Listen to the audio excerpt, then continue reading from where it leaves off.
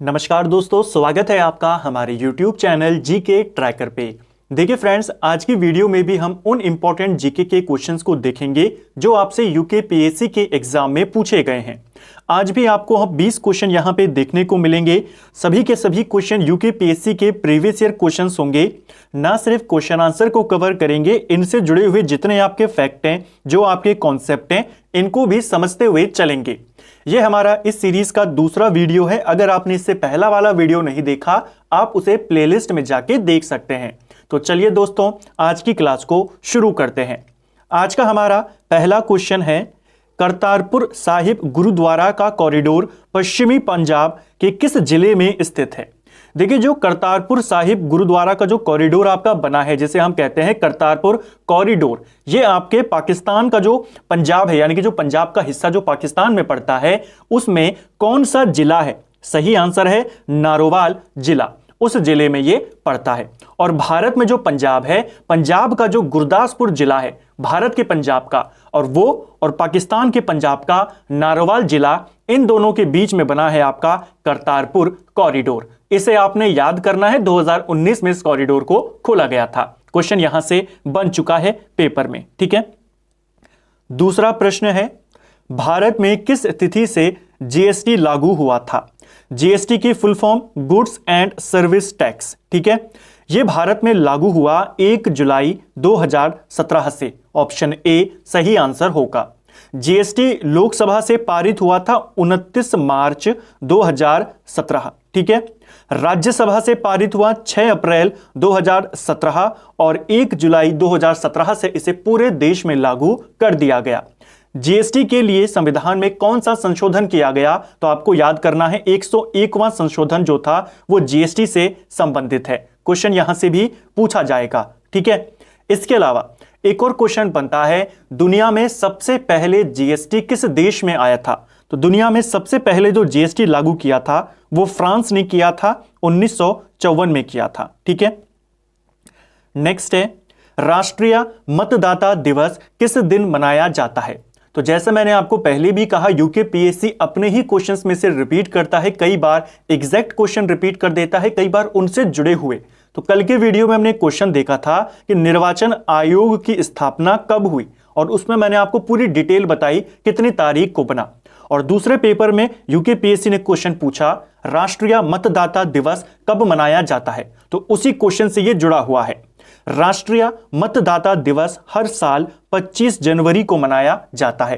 क्यों मनाते हैं 25 जनवरी को? 25 जनवरी को इसलिए मनाते हैं कि 25 जनवरी 1950 को ही भारत का जो निर्वाचन आयोग है, इलेक्शन कमीशन, इसकी स्थापना होती है। और इसीलिए हर साल 25 जनवरी को मतदाता दिवस मनाया जाता है। इसकी शुरुआत कब से की गई? तो पहला मतदाता दिवस 2011 में मनाया गया था। इसे भी आपने याद करना है। ठीक है, राष्ट्रीय विज्ञान दिवस कब मनाया जाता है? जो आपका नेशनल साइंस डे है, यह भी बहुत बार पेपरों में आया है। राष्ट्रीय विज्ञान दिवस ये आपके हर साल 28 फरवरी को मनाया जाता है। 28 फरवरी को इसलिए मनाया जाता है क्योंकि जो भौतिक वैज्ञानिक थे भारत के, जिनका नाम था सीवी रमन, उन्होंने इसी दिन 28 फरवरी 1928 को रमन प्रभाव की खोज उन्होंने करी थी, जिसे रमन इफेक्ट के नाम से जाना जाता है। ठीक है, तो इस चीज की खोज के उपलक्ष्य में हर साल 28 फरवरी को विज्ञान दिवस मनाया जाता है। इन्हीं रमन प्रभाव की खोज के लिए सीवी रमन को 1930 में नोबेल पुरस्कार मिला था भौतिकी का। तो इसे भी आपने याद करना है। रमन प्रभाव की खोज कब करी? 1928, 28 फरवरी। नोबेल मिला 1930 में, और भारत रत्न से इनको सम्मानित किया गया 1954 में। ये कुछ इंपॉर्टेंट बातें जो याद करना है। राष्ट्रीय विज्ञान दिवस मनाने की घोषणा कब करी गई? तो इसकी घोषणा करी गई 1986 में, और पहली बार मनाया गया विज्ञान दिवस 1987 में। क्वेश्चन बन जाएगा, पहली बार राष्ट्रीय विज्ञान दिवस कब मनाया गया? 1987 में। ठीक है, अढ़ाई दिन का झोपड़ा का निर्माण किसने करवाया था? तो देखिए अड़ाही दिन का झोपड़ा ये आपके राजस्थान में है, अजमेर में ये पड़ता है और इसका निर्माण माना जाता है कि 2.5 दिन में इसका निर्माण कर दिया गया था। ये एक मस्जिद है और इसका निर्माण 2.5 दिन में पूरा किया गया, इसीलिए इसे अड़ाही दिन का झोपड़ा कहते हैं। और इसका निर्माण किसने करवाया? कुतुबुद्दीन ऐबक ने इसका निर्माण करवाया। तो 2 क्वेश्चन बनते हैं। अड़ाई दिन का झोपड़ा कहां है? आप बताएंगे अजमेर राजस्थान में है। इसका निर्माण किसने करवाया? कुतुबुद्दीन ऐबक ने करवाया। ठीक है, कुतुबुद्दीन ऐबक जो था ये मोहम्मद गौरी का गुलाम था और गौरी के ही आदेश पर इसने 2.5 दिन में इस मस्जिद का निर्माण करवाया। ठीक है, कुतुबुद्दीन ऐबक को लेकर के 2-3 बातें और पूछी जाती हैं। आप सभी जानते हैं 1206 में दिल्ली सल्तनत की स्थापना होती है। दिल्ली सल्तनत का संस्थापक भी कुतुबुद्दीन ऐबक था, इसे याद करना है। यह दिल्ली पर किस वंश की स्थापना करता है? गुलाम वंश की, क्योंकि ये कौन था? ये गौरी का गुलाम था। ठीक है, तो इसके द्वारा जो वंश स्थापित किया गया उसे ही गुलाम वंश कहते हैं। 1206 में ये दिल्ली सल्तनत की स्थापना करता है। क्वेश्चन बनता है इसने अपनी राजधानी कहां बनाई? तो कुतुबुद्दीन ऐबक ने राजधानी लाहौर को बनाया था। ठीक है, दिल्ली राजधानी इल्तुतमिश लेकर आता है, इसने राजधानी किसे बनाया था? लाहौर को बनाया था। इसकी मृत्यु कब हुई? इसकी मृत्यु 1210 में। चौगान ये खेल रहा था, पोलो ये खेल रहा था, घोड़े से गिर जाता है और इसका निधन हो जाता है। तो ये क्वेश्चन बनता है भारत में चौगान जो खेल है ये लाने का श्रेय किसको जाता है? इसे प्रचलित करने का श्रेय किसको जाता है? ये जाता है तुर्कों को। जो कुतुबुद्दीन ऐबक था ये भी एक तुर्क था और इन्हीं को श्रेय जाता है भारत में चौगान को फेमस करने का। ठीक है, इन सबको आपने याद करना है। एक और चीज जो यहां पर जुड़ी हुई है यह है अड़ाही दिन का झोपड़ा और एक आता है इसी से मिलता जुलता नाम अलाई दरवाजा। अलाई दरवाजा भी बहुत बार पेपरों में आया है। अलाई दरवाजा आपके दिल्ली में है, कुतुब मीनार परिसर में है। कुतुब मीनार का प्रवेश द्वार इस अलाई दरवाजे को माना जाता है और इसका निर्माण अलाउद्दीन खिलजी ने करवाया था। ठीक है, तो अड़ाई दिन का झोपड़ा और अलाई दरवाजा दोनों अलग अलग हैं।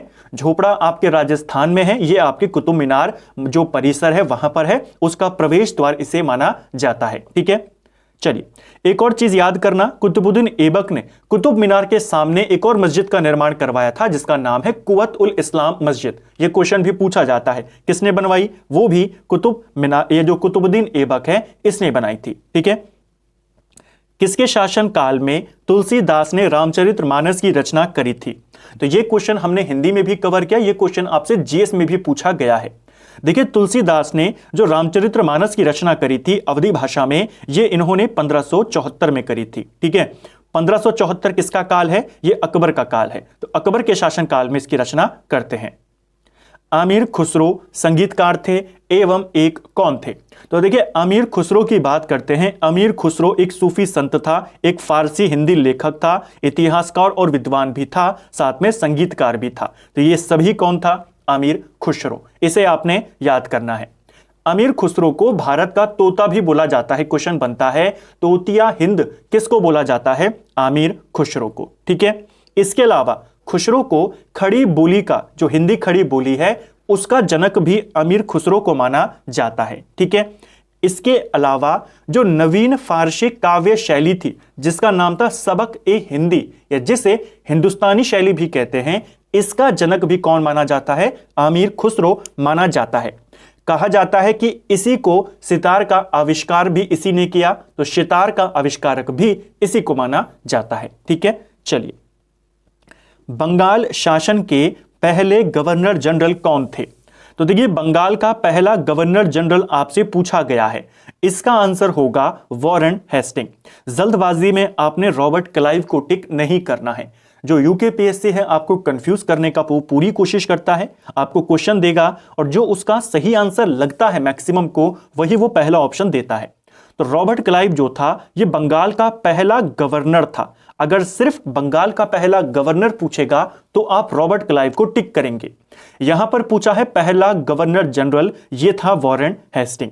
कुछ इंपॉर्टेंट पदाधिकारी इनको आप नोट कर लीजिए, इनमें बहुत से स्टूडेंट्स को कंफ्यूजन हो जाता है। सबसे पहले आता है बंगाल का पहला गवर्नर, तो बंगाल का पहला गवर्नर रॉबर्ट क्लाइव था। ठीक है, बंगाल का अंतिम गवर्नर, तो बंगाल का अंतिम गवर्नर वॉरेन हेस्टिंग था। ठीक है, दूसरा बंगाल का पहला गवर्नर जनरल ये था वॉरेन हेस्टिंग। अंतिम गवर्नर भी था और पहला गवर्नर जनरल भी था। फिर आता है बंगाल का अंतिम गवर्नर जनरल, वो कौन था? वो था आपका विलियम बेंटिक। ये बंगाल का अंतिम गवर्नर जनरल था और भारत का पहला गवर्नर जनरल था, क्योंकि आप जानते हैं 1833 के एक्ट के माध्यम से जो बंगाल का गवर्नर जनरल था उसे पूरे भारत का गवर्नर जनरल बना देते हैं। तो अंतिम बेंटिक था और भारत का पहला भी बेंटिक था। भारत का अंतिम गवर्नर जनरल कौन था? तो पूरे भारत का अंतिम गवर्नर जनरल था कैनिंग, ठीक है। और यही कैनिंग बाद में पूरे भारत का पहला वाइसरॉय भी बना, इसे भी याद करेंगे। अंतिम वाइसरॉय कौन था? माउंटबेटन। स्वतंत्र भारत का पहला गवर्नर जनरल कौन था? माउंटबेटन। और स्वतंत्र भारत का अंतिम और पहला भारतीय गवर्नर जनरल कौन था? सी राजगोपालाचारी। तो ये कुछ इंपॉर्टेंट जो पद हैं आपको याद करने हैं, ठीक है। 1918 के अहमदाबाद मजदूर हड़ताल का नेतृत्व किसने किया था? तो देखिए, अहमदाबाद मजदूर हड़ताल, इसका नेतृत्व करते हैं महात्मा गांधी, ठीक है। कब करते हैं? 1918 में। देखिए, 1918 का जो दौर था उस समय प्लेग की बीमारी जो थी वो फैली हुई थी। प्लेग की बीमारी जब कम हुई तो जो मजदूर थे, यहां के जो मिल मजदूर थे, उनको उससे पहले बोनस दिया जाता था। प्लेग की बीमारी जब थोड़ी सी कम हुई, जो मालिक थे, मिल मालिक, उन्होंने मजदूरों को बोनस देने से मना कर दिया और उसी मुद्दे पर यह पूरा संघर्ष हुआ था। बाद में महात्मा गांधी यहां पर जाते हैं, जो अहमदाबाद मिल मालिक थे वो कहते हैं कि हम बोनस देने के लिए तैयार हैं, लेकिन 20% हम बोनस देंगे। लेकिन जो मिल मजदूर थे उनकी मांग थी 50% बोनस दिया जाए। फिर यहां पर इसी संघर्ष को लेकर के विवाद होता है दोनों के बीच। महात्मा गांधी यहां पर जाते हैं, भूख हड़ताल करते हैं। पहली बार महात्मा गांधी ने भूख हड़ताल कब करी थी, किसके समर्थन में करी थी? तो अहमदाबाद मजदूरों के समर्थन में 1918 में करी थी। बाद में समझौता होता है 35% बोनस पर। तो ठीक है, इसको भी आपने याद करना है, ठीक है। कांग्रेस की पहली भारतीय महिला अध्यक्ष कौन बनी थी? तो कांग्रेस की पहली भारतीय महिला अध्यक्ष की यहां पर बात होगी। सही आंसर है सरोजनी नायडू। सरोजनी नायडू 1925 में कांग्रेस का एक अधिवेशन होता है। यह अधिवेशन कानपुर में होता है और इस अधिवेशन की अध्यक्षता सरोजनी नायडू करती हैं और इसी के बाद ये कांग्रेस की पहली भारतीय महिला अध्यक्ष बन जाती हैं। ओवरऑल महिला में बात करें, सरोजनी नायडू कांग्रेस की दूसरी अध्यक्ष थी महिला। इनसे पहले एनी बेसेंट 1917 में कलकत्ता अधिवेशन की अध्यक्षता कर चुकी थी, लेकिन यह भारतीय नहीं थी। भारत की पहली महिला पूछेगा तो सरोजनी नायडू 1925 कानपुर, ठीक है। सरोजनी नायडू को लेकर के 2-3 बातें आपको और याद करनी है। सरोजनी नायडू जो थी, ये भारत में किसी भी राज्य में राज्यपाल बनने वाली भी पहली महिला थी। क्वेश्चन बनता है, राज्यपाल बनने वाली पहली महिला कौन है? सरोजनी नायडू, ये यूपी की राज्यपाल बनी थी, ठीक है। इन्होंने 1947 में एशियन रिलेशन कॉन्फ्रेंस की अध्यक्षता भी ये करते हैं। क्वेश्चन बनेगा, एशियन रिलेशन कॉन्फ्रेंस की अध्यक्षता किसने करी थी? 1947 में इन्होंने करी। इनकी कुछ इंपॉर्टेंट किताबें जो आपसे पूछी जाती हैं। ब्रोकन विंग किसकी किताब है? बहुत बार पेपर में आई है। तो ब्रोकन विंग जो किताब है सरोजनी नायडू की है। सॉन्ग ऑफ इंडिया इन्हीं की किताब है। गोल्डन थ्रेशोल्ड इन्हीं की किताब है। तो कुछ इंपॉर्टेंट क्वेश्चन जिनको आपको ये याद करने हैं, ठीक है। सरोजनी नायडू को भारत कोकिला के नाम से भी जाना जाता है। नाइटिंगेल ऑफ इंडिया किसको कहते हैं? सरोजनी नायडू को, ठीक है। धर्म जनता के लिए अफीम की तरह है, यह कथन किसने कहा था? तो इस तरीके के क्वेश्चन लोक सेवा आयोग आपसे पूछता है और हर पेपर में ऐसे क्वेश्चन आपको देखने को मिल जाते हैं जो आपको सामान्य बुक्स में कम मिलते हैं। तो ऐसे ही क्वेश्चंस को आपको याद करना और इनको नोट करना है, ठीक है। धर्म जनता के लिए अफीम की तरह है, यह कथन कार्ल मार्क्स का है। ऑप्शन सी सही आंसर होगा। कार्ल मार्क्स किस देश का था? क्वेश्चन बनता है तो कार्ल मार्क्स जो था यह जर्मनी का था। कार्ल मार्क्स की किताबें आपसे पूछी जाती हैं। कार्ल मार्क्स की 2 इंपॉर्टेंट किताबें, एक का नाम है दास कैपिटल और एक का नाम है कम्युनिस्ट मैनिफेस्टो। तो ये दोनों किताबें, दास कैपिटल और कम्युनिस्ट मैनिफेस्टो, ये दोनों किताबें कार्ल मार्क्स की हैं। ये जर्मनी का था। कार्ल मार्क्स ने एक नारा दिया था, दुनिया के मजदूरों एक हो। क्वेश्चन बनता है ये नारा किसने दिया था? कार्ल मार्क्स ने दिया था, ठीक है। कार्ल मार्क्स को वैज्ञानिक समाजवाद का जनक माना जाता है, ठीक है। क्वेश्चन बनेगा, वैज्ञानिक समाजवाद का जनक कौन था? यह संस्थापक कौन था? तो वैज्ञानिक समाजवाद का संस्थापक कार्ल मार्क्स था। ठीक है, समाजवाद शब्द को लेकर भी आपसे 2-3 बातें पूछी जाती हैं। इस समाजवाद शब्द का, ठीक है, वैज्ञानिक समाजवाद का तो कौन है? Karl Marx. लेकिन अगर सिर्फ समाजवाद शब्द के बारे में आपसे क्वेश्चन बने, कैसे क्वेश्चन बनते हैं? देखिए, समाजवाद शब्द का सबसे पहला प्रयोग किसने किया था? तो इस समाजवाद शब्द का पहला प्रयोग रॉबर्ट ओवेन के द्वारा किया गया। ठीक है, इसका नाम भी आपने याद करना है, रॉबर्ट ओवेन इसका नाम था। इसी रॉबर्ट ओवेन को आदर्शवादी समाजवाद का प्रवर्तक भी माना जाता है। ठीक है, और वैज्ञानिक समाजवाद का जनक किसको मानते हैं? वो माना जाता है कार्ल मार्क्स को। ठीक है, चलिए, उदारवाद का मूल सिद्धांत क्या है? तो देखिए, उदारवाद का मूल सिद्धांत, ये क्वेश्चन भी आपसे पेपर में पूछा गया है। उदारवाद का मूल सिद्धांत होता है व्यक्तिगत स्वतंत्रता। ठीक है, इसे आपने याद करना है। जो उदारवादी होते हैं, जो लिबरल्स होते हैं, इनका एक ही मान्यता होती है, एक ही इनका मुख्य सिद्धांत है कि हर व्यक्ति का जो स्वतंत्रता है वो उसका अधिकार है। ठीक है, तो हर व्यक्ति की स्वतंत्रता उसका अपना अधिकार है, यही इसका मुख्य सिद्धांत है। उदारवाद का जनक किसको माना जाता है? तो उदारवाद का जनक जॉन लॉक को माना जाता है। ठीक है, जॉन लॉक, इसे माना जाता है उदारवाद का जनक। और इसका मेन सिद्धांत क्या है? व्यक्तिगत स्वतंत्रता। ठीक है, वियना कांग्रेस का समन्वयक कौन था? देखिए, जो ये पेपर है जिसके क्वेश्चन हम कर रहे हैं, ये पेपर आपका 2019 में कंडक्ट कराया था लोक सेवा आयोग ने, और इसमें वर्ल्ड हिस्ट्री के काफी अच्छे क्वेश्चन आपको यहां पर देखने को मिले थे। ऐसे क्वेश्चन आपको नॉर्मल बुक्स में नहीं मिलेंगे। तो वर्ल्ड हिस्ट्री के इन क्वेश्चंस को, क्योंकि महत्वपूर्ण घटनाएं हैं वर्ल्ड हिस्ट्री की, इनको आप नोट करते हुए जरूर चलें, आगे के एग्जाम में आपको इनसे जरूर फायदा होगा। वियना कांग्रेस की बात करते हैं। वियना कांग्रेस का समन्वयक कौन था, यानी इसका संचालक कौन था, कौन इसका नायक था? एक तरीके से ये क्वेश्चन है। ठीक है, वियना कांग्रेस के बारे में पहले बात करते हैं कि ये थी क्या। वियना कांग्रेस यूरोप के इतिहास की सबसे महत्वपूर्ण घटना में से एक मानी जाती है। इसका आयोजन 1814-15 में होता है। ऑस्ट्रिया की राजधानी है, आप जानते हैं ऑस्ट्रिया की राजधानी क्या है? वियना। वहीं पर यह सम्मेलन होता है और उसे ही वियना कांग्रेस के नाम से जानते हैं। यह सम्मेलन हुआ क्यों था?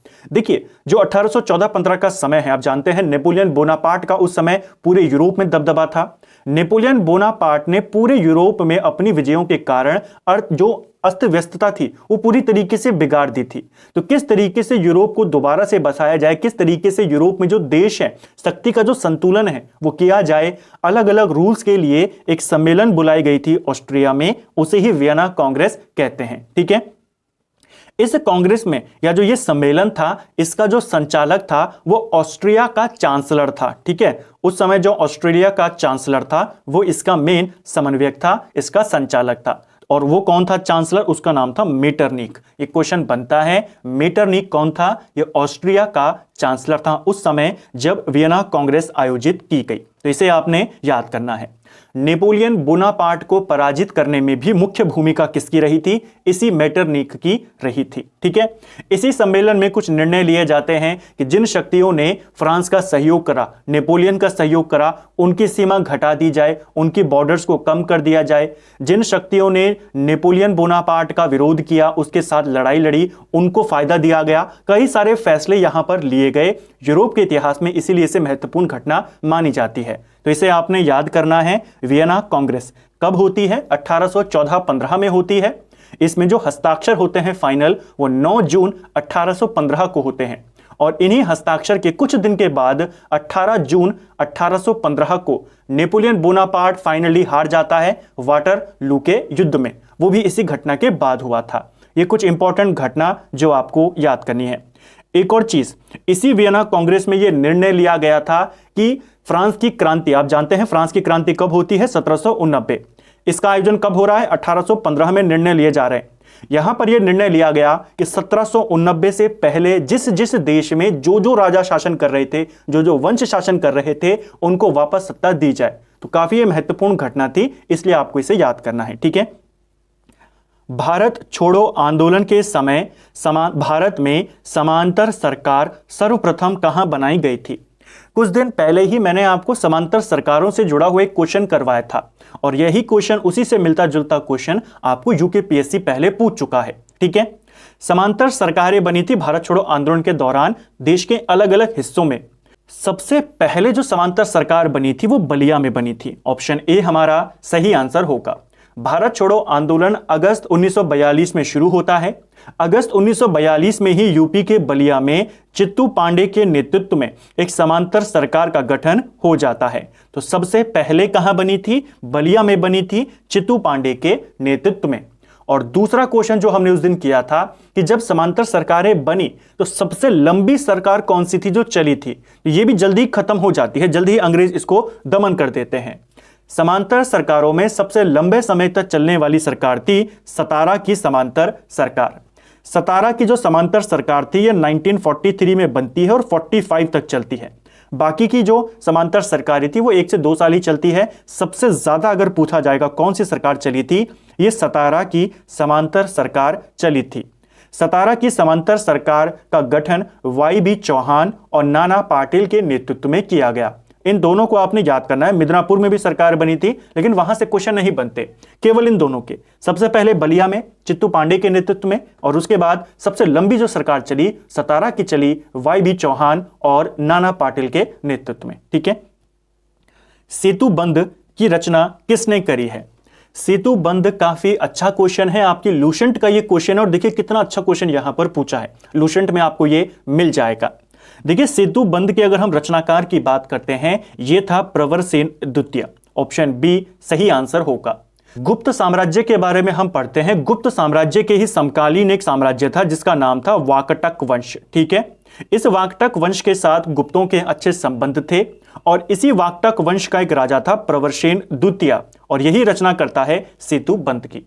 सेतु बंध को रावण वध के नाम से भी जाना जाता है। तो रावण वध नाम से ही आप जान जाएंगे रावण और जो श्री राम और रावण के बीच में जो युद्ध हुआ, लंका युद्ध, उसकी जानकारियां इसमें दी गई हैं। तो सेतु बंध का रचयिता किसे माना जाता है? प्रवरसेन द्वितीय को माना जाता है।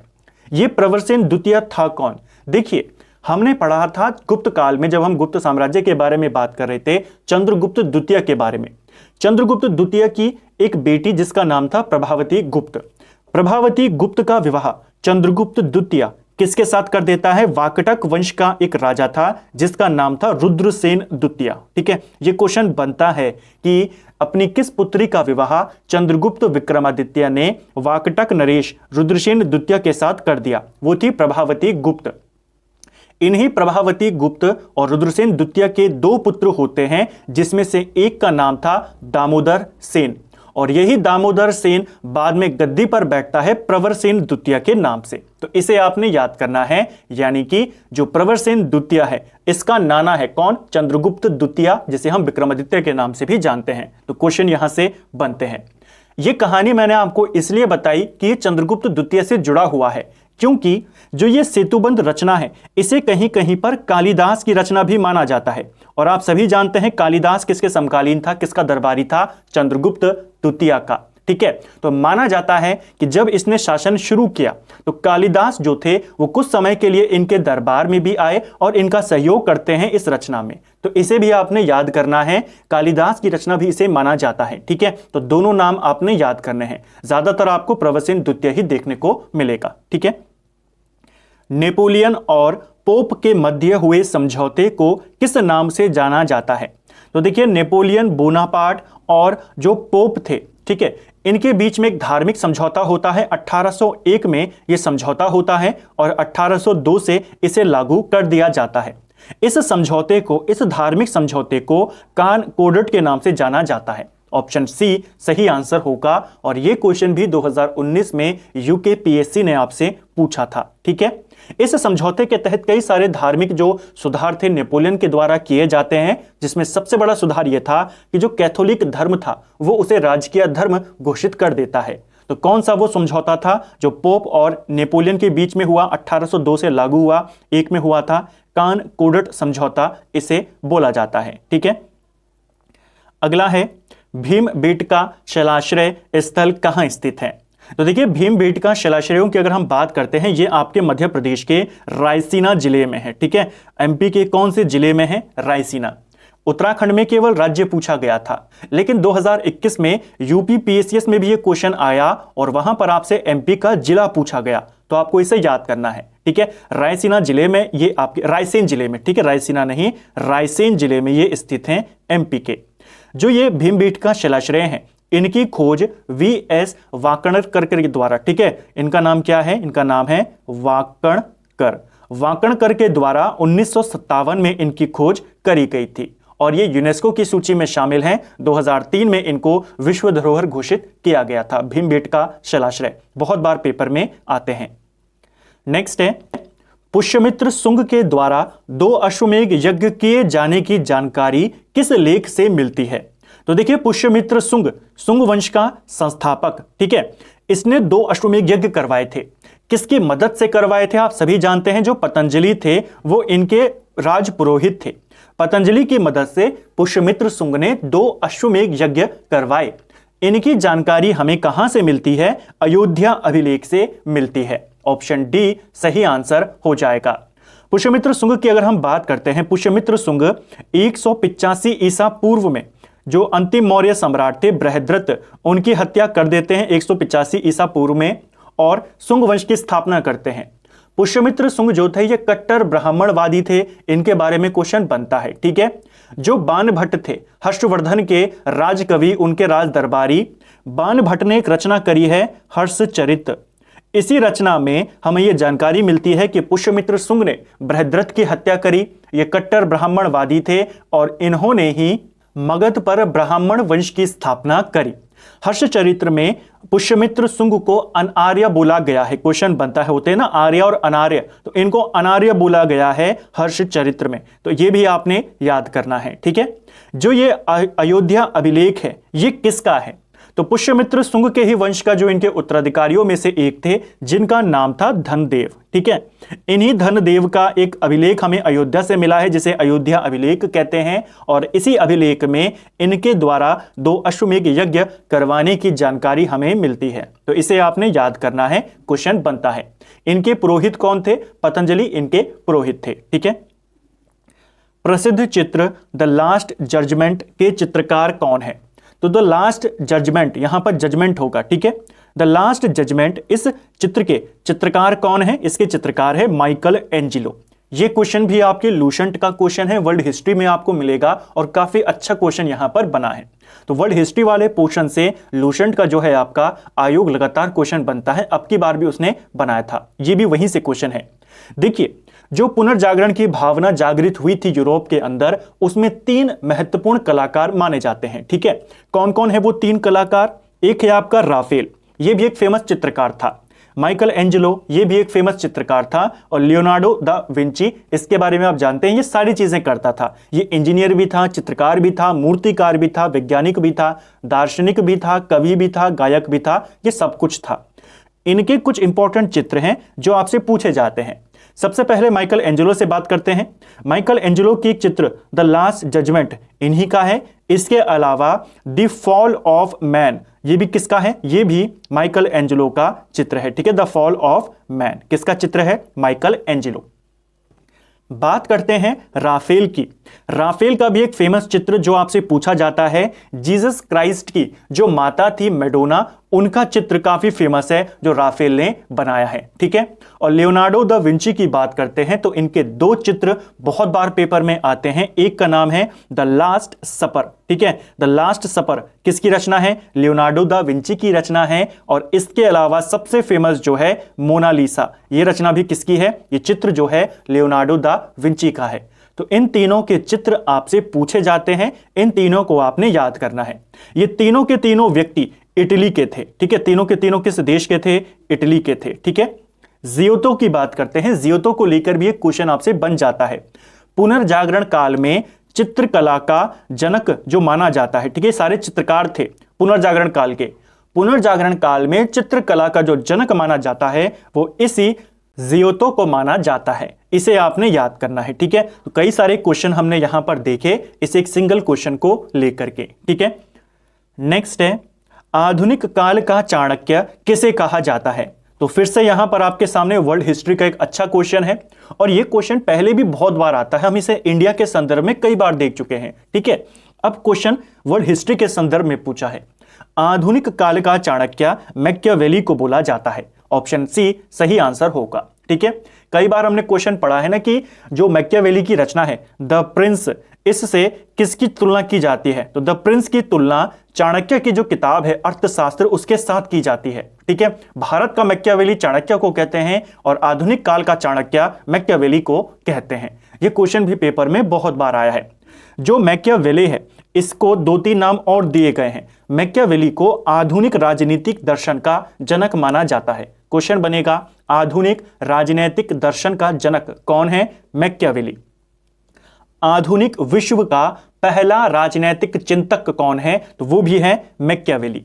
मैकियावेली जो था ये इटली के फ्लोरेंस नगर का निवासी था और इसी की किताब है जिसका नाम है द प्रिंस। और इस प्रिंस की तुलना किससे की जाती है? चाणक्य के अर्थशास्त्र से की जाती है। ठीक है, अर्थशास्त्र जो रचना है चाणक्य की वो भी राजनीति से संबंधित है, ये भी राजनीति से संबंधित है। ठीक है, नेक्स्ट है नयाब ए मुमलिकत का पद किसके शासन काल में सृजित किया गया था? यह भी काफी अच्छा क्वेश्चन है। दिल्ली सल्तनत के बारे में आप सब जानते हैं, सब पढ़ते हैं। और ये क्वेश्चन नयाब ए मुमलिकत, ये क्वेश्चन भी काफी अच्छा क्वेश्चन है, थोड़ा सा डीप क्वेश्चन है क्योंकि जितने भी नाम यहां पर दिए हैं सारे शासक दिल्ली सल्तनत में सुल्तान रहे, लेकिन कोई फेमस सुल्तान नहीं था, जैसे अलाउद्दीन खिलजी था, बलबन था, इस तरीके का नहीं था। कम कम समय के लिए रहे और वहीं से क्वेश्चन बना दिया आयोग ने कि जो पद है नायाब ए मुमलिकत किसने बनाया था, किसके काल में बना था? देखिए, जो ये पद था ये बना था बहरम शाह के काल में। ऑप्शन सी सही आंसर हो जाएगा। बहरम शाह इल्तुतमिश का पुत्र था। इल्तुतमिश के बाद गद्दी पे यही बहरम शाह बैठता है। ठीक है, रजिया सुल्तान से पहले, लेकिन ये अयोग्य शासक था। तो इसके काल में जो अमीर वर्ग थे उन्होंने एक पद बनाया जिसका नाम था नायब ए मुमलिकत। यह पद एक तरीके से सत्ता का मुख्य केंद्र था बहरम शाह के काल में। ठीक है, एक तरीके से संरक्षक का पद था।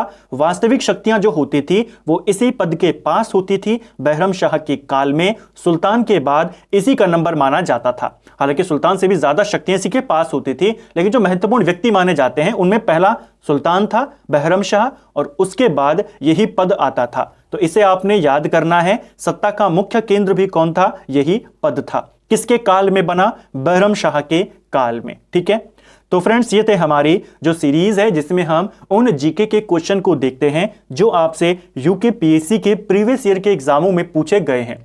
इनको हम एक्स्ट्रा फैक्ट के साथ देखते हैं और आपको इनको और फायदा कैसे उठाना है, जैसे मैंने पिछले वीडियो में बोला, पैटर्न को समझिए। जो लूसेंट में आपका वर्ल्ड हिस्ट्री वाला पोर्शन है, देखिए एक ही पेपर में कितने सारे अच्छे क्वेश्चन वहां से उसने बनाए इस पेपर में, तो आपको उसे भी अच्छे से कवर करना है। जिन टॉपिक्स में आप कमजोर हैं उनको आपने मजबूत करना है।